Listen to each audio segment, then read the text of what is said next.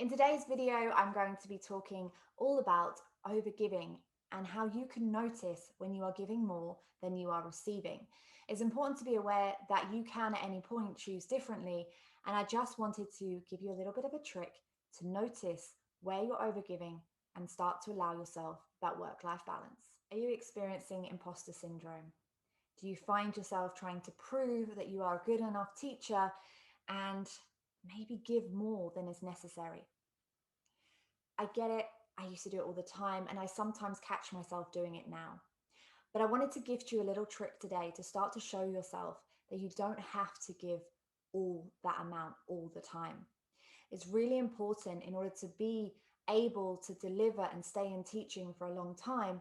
You must be able to have a work-life balance and ensure that you know when to stop and look after you and when to give and support more. Now, we all look at the analogy of is your cup full? And we all talk about have you had your breaks? Have you had these basic necessities? But when it comes to that moment and you're torn between getting that lesson plan ready for the next day so the kids know what they're doing and eating dinner, then we need to pay attention to that balance for you. So when we talk about overgiving, notice the word over. The opposite of that is not enough. And often our behaviors are telling us a story that parts of us may or may not believe. And they may still be in the unconscious, they could be in the subconscious, or they may have become conscious and you already know that you have a story that you don't feel like you're enough.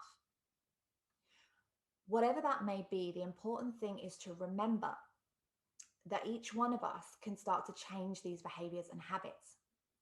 The first thing to do is notice when you are over anything. When you start to overspend, when you start to overeat, when you start to over deliver on lesson plans, when you start to overmark, when you start to overrun in certain areas. So if you've said a certain time you're going to do something and you find yourself overrunning, we need to set some boundaries. So if you notice in your life that you're over anything, the important thing to remember is you then have a choice.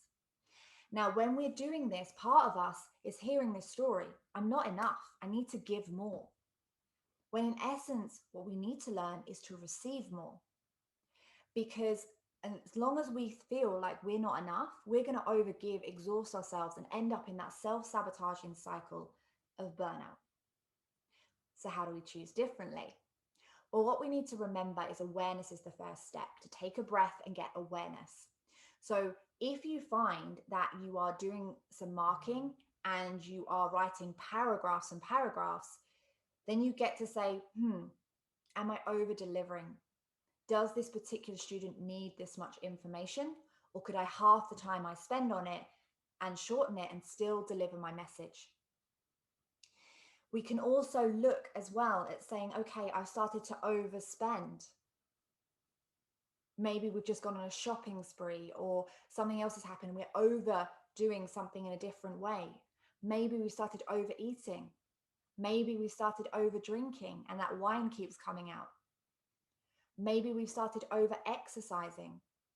Whatever it might be, we need to pay attention that part of us is trying to tell us something. And the only way to learn that we're enough and doing what we're doing is enough is to start to take the step into that vulnerable, brave feeling of what if I didn't give so much? Now, there's no way we're going to go from 110% to zero. It's never going to happen. That part of you is going to resist. What we can start to do is gradually begin to break it down a little bit more. What if you wrote one paragraph instead of two? See what happens. Let the world respond, let yourself respond, and notice if it feels safe. What if you ran to time and you finished on time? How does that work for you? Does anyone lose out? Are they still happy? Is all still going well? We get to pay attention to this because we need to learn that it's okay to not overgive. We still want to give, yes. Giving and receiving needs to be equal. But if you are overgiving, you're not receiving. And if that's the case, then I want you to know that you're enough. Take it one step at a time. Teach yourself it's okay to give a little less and have a little more. I hope you found today's video useful, and please do hit subscribe and ensure that you hit the notification bell so that you can be kept up to date with all the tips and strategies that I have to avoid teacher burnout.